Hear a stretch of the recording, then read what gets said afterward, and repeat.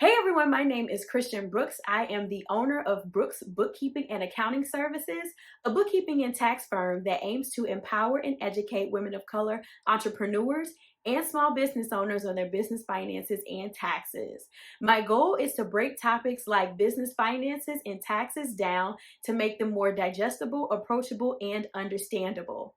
I have an awesome video for you all today where I am showing you my new rental property depreciation calculator. This is an amazing tool for you all that have rental properties. If you are not depreciating your rental properties, you are missing out on a ton of tax savings. So stay tuned. If you're interested, go ahead and hit that like button. And if you want to see more videos like this, hit that subscribe button.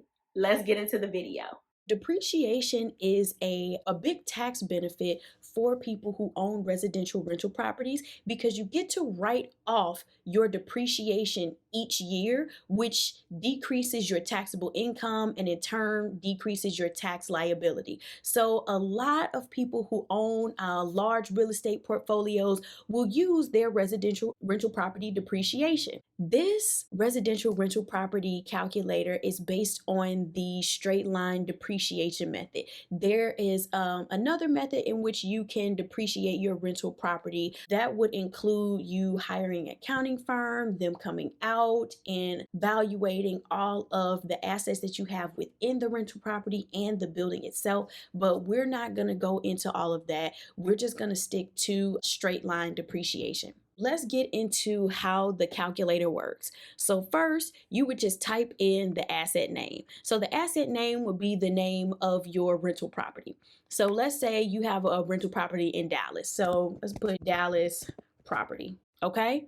Now, the date of purchase. When did you purchase it? Let's say we purchased this rental property in January of 2020. So now you'll put in the building costs.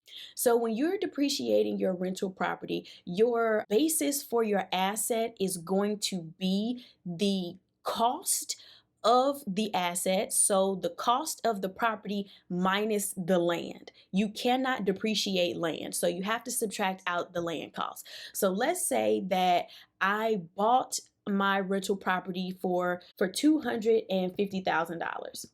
Now, the land itself is evaluated at $50,000. So my basis is $200,000. But I made some improvements to the rental property. I got new floors, I got a new roof. I made some upgrades that improved the value of the property. So let's say I made $10,000 worth of capital improvements. Our basis in our asset is $210,000. We're going to be depreciating this $210,000 until it gets to zero. Now, when is the date that I placed it in service? All right, so let's say I placed it in service in October of 2020, and then investment use. 100% of the rental property is used for investment. That means, again, we are depreciating the $210,000. Now, if my investment use was only 50%, that means that I am using 50% of the property for investment and the other 50% of the property for personal use. You can only depreciate the part of the property that is for investment use.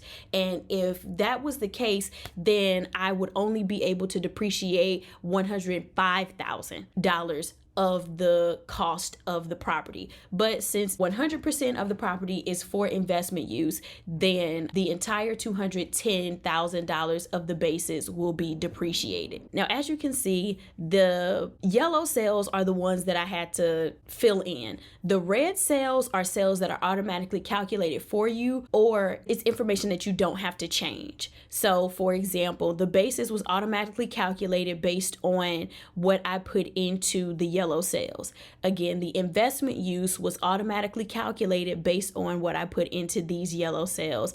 And again, depreciation basis or basis for depreciation automatically calculated. Now, the property class is going to be residential rental property. We are using the GDS system, general depreciation system, the straight line method. The recovery period for a residential rental property is 27.5 years. we're using mid-month convention, and here it was placed in service in October. So remember at the top, we put the date that it was placed in service, October 1st, 2020, and it automatically read the month and put it here. Now the table that we are going to use is table A6 of the general depreciation system, which you can find on the IRS website. Now, after finishing or filling out this calculator, what happens? Well, let's go to step 2. In step 2, we see that our entire depreciation sheet is filled out. So for year 1, we have the depreciation rate, the amount of the depreciation deduction, and the depreciation balance. So this is going to be the balance that we have left to depreciate. And as you can see, we go down here, we get to year 29, then our depreciation is at 0. We want to depreciate the asset all the way down to 0. I know that you're probably wondering, okay, well, Christian, you said that the asset only has a lifespan of 27 and a half years. Yes, I did. Remember, we did not put the asset up for rent until October. So that's when the depreciation starts, which is why it goes all the way to year 29. If we had put the property on the market in January, right after we bought it, then we would not have a depreciation deduction here. This would say 0, and our last appreciation deduction would be in year 28, which would be that half year from the 27 and a half. The depreciation rate does change a little bit. It fluctuates between 3.636 and 3.637, again, all the way until it gets to the final numbers and at 0. Now, this is super helpful to have if you change tax professionals. So if you change tax professionals, your tax professional retires or whatever have you, you can give them this sheet and they will see the exact method that your previous tax professional used to calculate your depreciation. They can see how much depreciation you have left, your depreciation deductions, and so on and so forth. So super helpful again for people who have rental properties. This is also helpful for tax professionals who have a lot of clients that have rental properties. You can pick up this spreadsheet and it's an easy way that you can use to depreciate your clients' rental properties. The link to buying this product is in the description box below.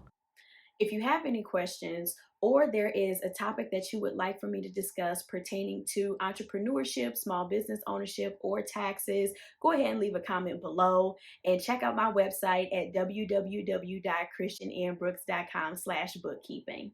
I hope you enjoyed this video. If you find yourself stuck with bookkeeping or taxes, feel free to contact me. My information is in the description box below.